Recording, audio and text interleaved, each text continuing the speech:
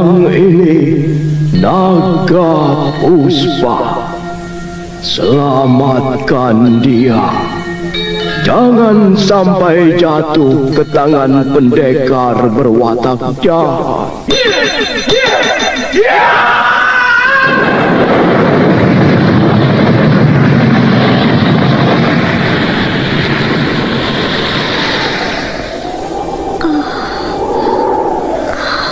Kakang Kamandanu, kau masih juga tidak percaya bahwa aku mencintaimu. Mesin, maafkan aku, Mesin.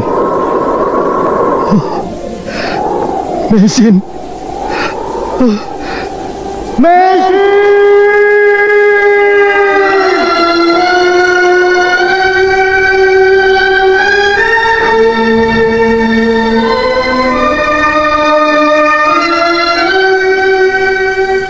Tutur Tinula.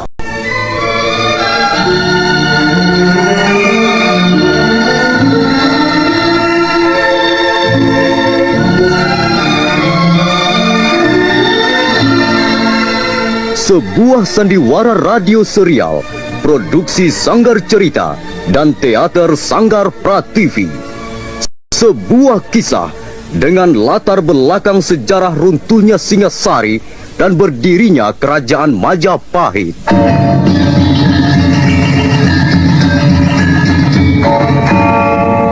Sandiwara ini didukung oleh pemain-pemain radio yang sudah ternama. Ferry Fadli, Ivone Rose, dan Eli Ermawati.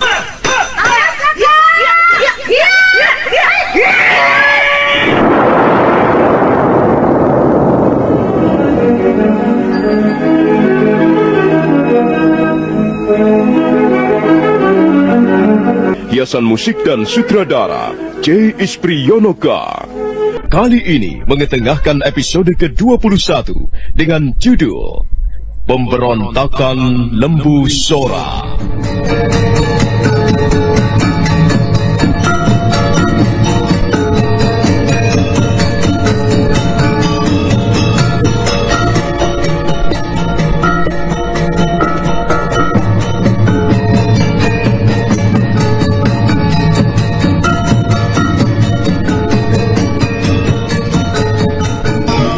Wedeng dan Rayuyu bergegas melaporkan perihal Mahesa Taruna yang sudah kembali lagi ke Majapahit.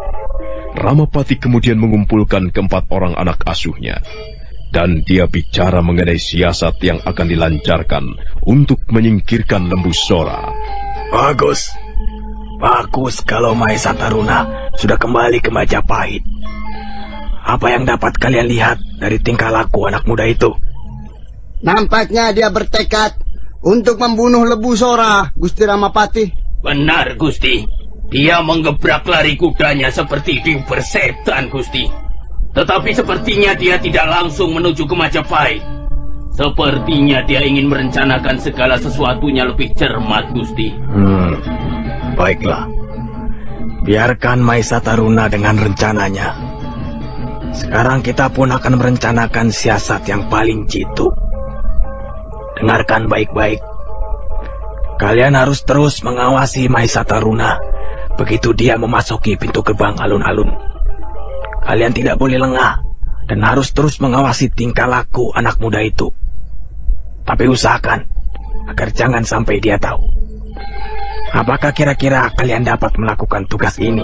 Rasanya kami sanggup melakukannya, Gusti Ramapati. Kami akan berusaha menguntit Mahesa Taruna. Kemudian apa yang harus kami lakukan selanjutnya, Gusti Ramapati? Aku akan memasang sebuah jebakan. Dan jika jebakan itu berhasil, maka istana Majapahit ini akan geger. Tapi kita tidak akan terlibat.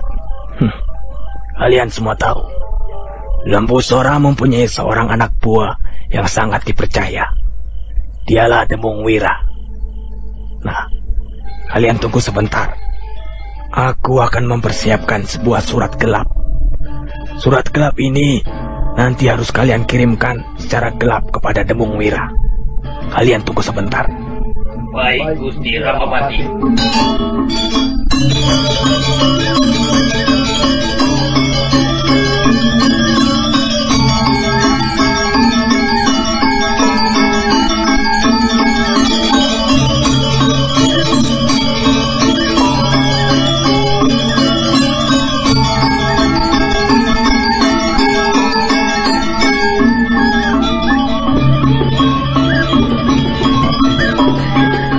Sang Ramapati beranjak dari ruangan pendopo. Rawedeng, Rayuyu, Rabanyak, dan Rapangsa menunggu. Mereka tidak ada yang bicara apapun juga selain menunggu. Tak lama kemudian Sang Ramapati sudah muncul kembali. Di tangan kirinya terselip sehelai daun rontal. Nah, inilah surat gelap itu. Kalian harus dapat mengirimkannya kepada Demung Wira. Siapa kira-kira yang dapat melaksanakan tugas ini? Ampun, Gusti. Sepertinya Rayuyu dapat melaksanakannya dengan baik, Gusti. Kalau Gusti Ramapati tidak keberatan, biarlah hamba yang mengirimkan surat gelap itu, Gusti. Dengan cara bagaimana kau mengirimkannya, Rayuyu? Sebab ingat, Demung Wira tidak boleh tahu siapa pengirim surat gelap ini. Kau harus mengirimkannya secara diam-diam. Dan kau jangan sampai tertangkap oleh siapapun juga. Ampun, Gusti Ramapati. Hamba akan menggunakan sebuah paser untuk mengirimkan surat gelap itu, Gusti. Hamba akan mengikat surat gelap itu di ujung paser. Hamba yakin Demung Wira tidak akan mengetahui kehadiran hamba, Gusti. Tapi awas, Rayuyu. Demung Wira itu mempunyai tingkat ilmu kanuragan yang cukup tinggi. Begitu kau melepaskan paser, pada saat itu juga kau harus melarikan diri. Itu sudah pasti, Rawedeng. Aku akan berbuat sangat hati-hati. Kalau begitu, terimalah surat ini, Rayuyu. Ampun, Gusti Ramapati. Kapan hamba harus mengirimkan surat itu, Gusti? Apakah malam ini juga, Gusti? Kukira tidak harus malam ini. Sebaiknya besok malam saja. Sebab ternyata pembebasan Lembu Sora ditangguhkan sampai besok lusa. Kita masih mempunyai kesempatan untuk bermain-main dengan kelompok mereka. Tapi sekali lagi ingat, Rayuyu. Iya, Gusti. Kau tidak boleh tertangkap. Kau harus segera melarikan diri. Begitu surat gelap ini kau kirimkan kepada Demung Wira. Baik, Gusti Ramapati. Hamba tidak akan mengecewakan Gusti. Kalau begitu, sekarang marilah kita bubaran. Kita tunggu hasil pekerjaan Rayuyu. Sementara itu kalian, Rawedeng, Rapangsa, dan Rabanyak, tetap mengawasi tingkah laku Mahisa Taruna. Laporkan segala sesuatunya jika kalian melihat ada hal-hal yang mencurigakan. Aku tidak ingin rencana ini bocor dan akhirnya gagal berantakan. Ketahuilah, jika rencana ini berhasil, Lembu Sora pasti akan terlempar dari istana Majapahit ini. Dan kedudukanku akan menjadi semakin kuat. Dan kalau kedudukanku semakin kuat, maka kalian pun akan memperoleh kesempatan yang lebih bagus untuk menaiki jenjang kepangkatan. Nah, selamat bertugas.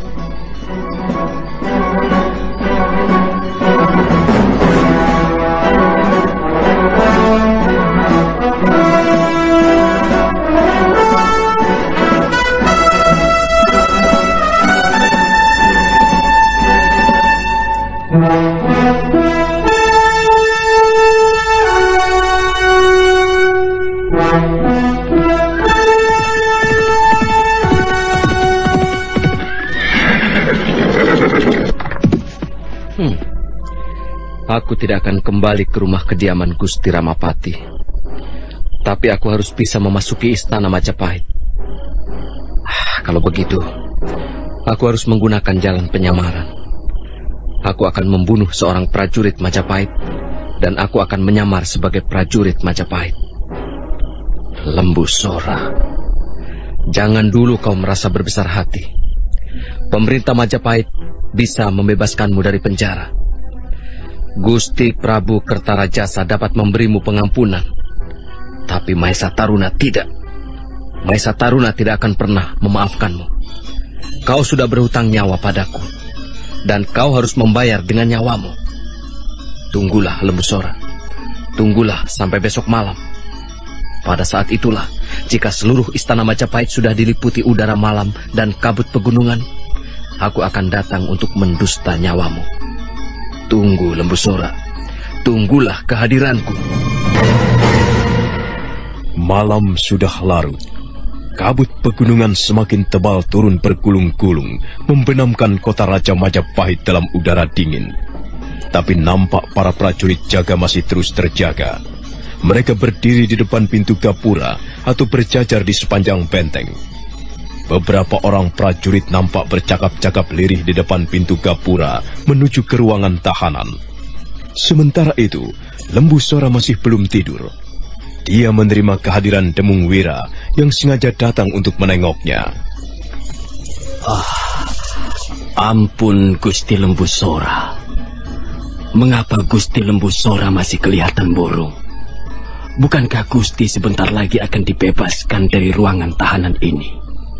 Sebentar lagi Gusti akan berkumpul dengan keluarga dan dengan kami semua. Hatiku menyorakan sesuatu yang lain, Demung Wira. Aku seperti mendapat firasat yang lain. Janganlah Gusti membiarkan pikiran Gusti terombang-ambing. Hendaknya Gusti dapat menenangkan hati Gusti. Soal pembebasan itu pasti akan segera tiba, sebab Gusti Prabu sendiri yang memutuskannya. Bagiku tidak ada masalah, Demung Wira. Apakah aku akan dibebaskan, ataukah aku akan ditempatkan di ruang tahanan ini selama-lamanya? Bagiku tidak ada masalah. Aku sudah menerima masalah. Aku memang telah membunuh Kebo Anabrang. Dan bukankah setiap kesalahan harus dipikul dengan penuh rasa tanggung jawab? Tapi Gusti, jika Gusti berada di dalam ruangan tahanan, hamba justru khawatir Majapahit terancam keamanannya. Sebab seperti Gusti telah ketahui sendiri, kelompok Paman Ramapati selalu berusaha untuk tampil di depan Gusti Prabu, dan mereka tidak segan-segan menjegal siapapun juga. Lain halnya jika Gusti sudah berada di luar penjara. Menurut pendapat hamba, hanya Gusti Lembu Sora yang mampu membuat Ramapati menjadi segan. Demung Wira. Ya, Gusti Lembu Sora. Kita hidup di lingkungan istana.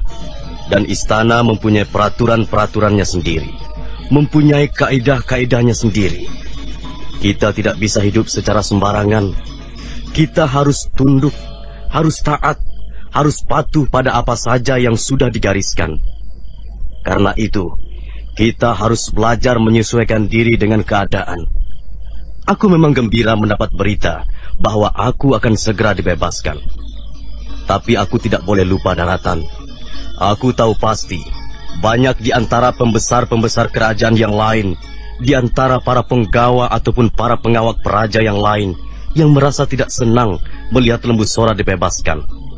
Dan mereka pasti tidak akan tinggal diam. Memang, Gusti Lembu Sora harus lebih berhati-hati. Tapi Gusti tidak perlu khawatir. Kami semua, Demung Wira, dan semua orang yang menjadi kepercayaan Gusti akan selalu bersikap waspada. Terima kasih, Demung Wira. Terima kasih atas pernyataan kesetiaanmu kepadaku. Sekarang sudah malam. Lebih baik kau segera kembali. Biarkan aku istirahat. Baik, Gusti Lembu Sora. Hamba mohon diri. Selamat malam. Demung Wira melangkah perlahan-lahan meninggalkan ruangan penjara. Dia berjalan menyusuri lorong, melewati gapura-gapura penjagaan. Beberapa orang prajurit nampak terkejut setiap kali Demung Wira melintas di depan mereka. Tapi begitu tahu bahwa yang lewat adalah Demung Wira, akhirnya mereka hanya mengangguk kecil, memberi hormat. Dan Demung Wira meneruskan langkah-langkahnya menuju ke rumah kediamannya. Tapi dia sama sekali tidak tahu bahwa di balik rumpun-rumpun perdu ada sepasang mata yang terus mengawasinya dari kejauhan. Dialah Rayuyu. Dialah orang yang ditugasi oleh Ramapati untuk mengirimkan surat gelap.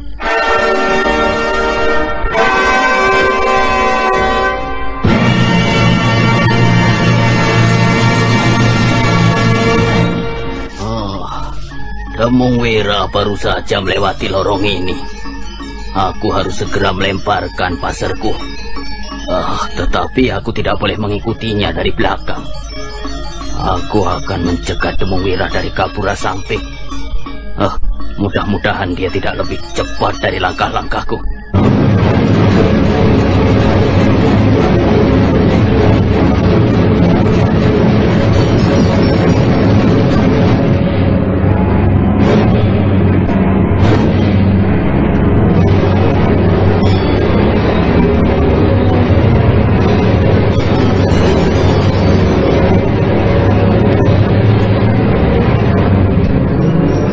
Demung Wira terus melangkah. Dia sama sekali tidak menyadari bahwa Rayuyu mengintip dari balik tumbuh-tumbuhan perdu. Dia terus melangkah tanpa memperdulikan kiri kanan. Tapi pada saat dia melintasi ujung lorong, mendadak telinganya menangkap sesuatu yang mencurigakan. Demung Wira segera merendahkan tubuhnya dan sebuah pasar mendesing di atas kepalanya. Demung Wira bergerak secepat kilat. Tangan kanannya menyambar senjata pasar yang dilemparkan oleh Rayuyu. Dan setelah itu, dia melompat ke samping sambil mengawasi keadaan sekitarnya. Kurang ajar. Ada seseorang yang berusaha membokongku. Siapa kau? Cepat perlihatkan wajahmu. Jangan membokong.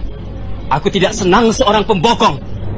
Kalau kau benar-benar lelaki sejati, cepat keluar dan tunjukkan mukamu di hadapanku.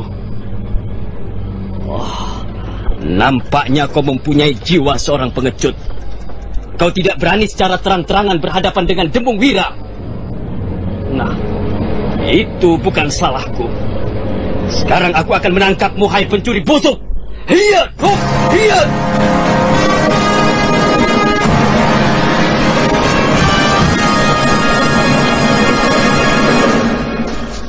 Pencuri busuk, manusia pengecut. Kalau takut sakit, takut terbunuh, lebih baik jangan jadi pencuri. Senjata apa ini? Seperti sebuah anak panah, tapi kecil sekali ukurannya. Ternyata hanya sebuah pasar. Ada selembar daun rontal. Nampaknya orang itu bermaksud mengirimkan surat gelap kepadaku. Baik, aku ingin tahu apa isinya. Segera bergegas pergi. Tak lama kemudian dia sudah tiba di halaman rumahnya. Nyai Demung Wira, istrinya, buru-buru membukakan pintu. Demung Wira mengambil berita yang terletak di sudut ruangan. Kemudian dia membuka gulungan daun rontal itu. Demung Wira, kau adalah seorang prajurit yang baik. Selama ini kau cukup setia pada Lembu Sora. Dan kabarnya, Lembu Sora akan dibebaskan dari penjara. Tentu kau akan merasa senang, bukan? Tapi awas, Demung Wira. Berhati-hatilah. Jika Lembu Sora sampai dibebaskan, tentu banyak sekali orang yang merasa tidak puas dan tidak senang. Karena itu, berhati-hatilah. Camkan baik-baik peringatanku ini. Ada seseorang yang akan bermaksud membunuh Lembu Sora.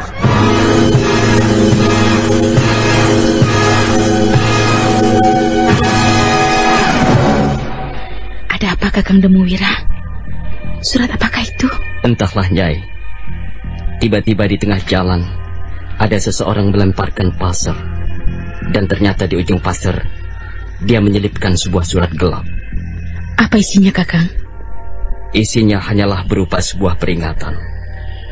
Ada seseorang mengancam Gusti Lembu Sora. Begitu Gusti Lembu Sora dibebaskan dari penjara, orang itu bermaksud membunuhnya. Itulah yang dikatakan oleh surat gelap ini. Entah benar entah tidak, aku tidak tahu. Apakah kau tidak bisa menduganya, Kakang? Ya, mungkin benar juga apa yang dikatakan surat gelap ini.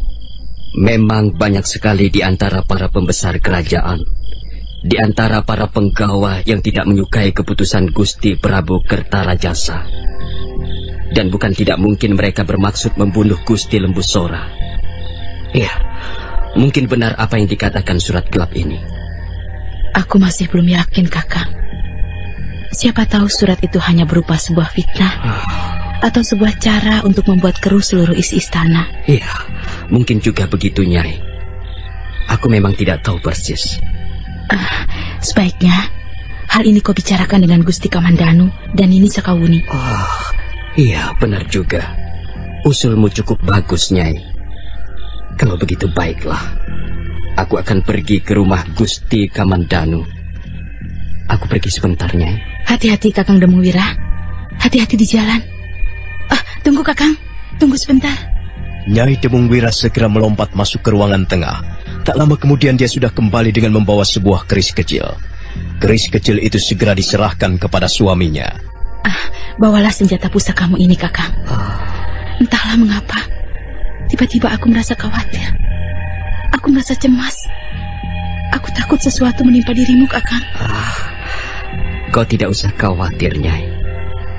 Aku dapat menjaga diriku dengan baik.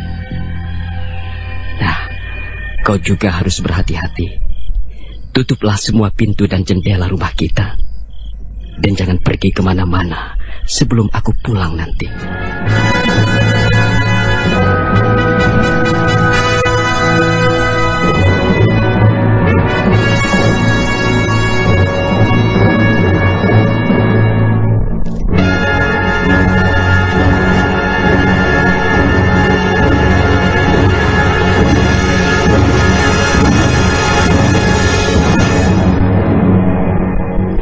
Demungwira melangkah setelah menyelipkan keris kecil di balik lipatan bajunya. Nyai Demungwira mengawasi kepergian suaminya sebelum akhirnya menutup pintu ruangan serambi depan. Demungwira terus melangkah bergegas menuju ke rumah kediaman Arya Kamandanu. Nah, bagaimanakah kisah selanjutnya? Apa yang akan dialami oleh Demungwira? Saudara pendengar, silahkan menunggu seri berikutnya. Sampai jumpa.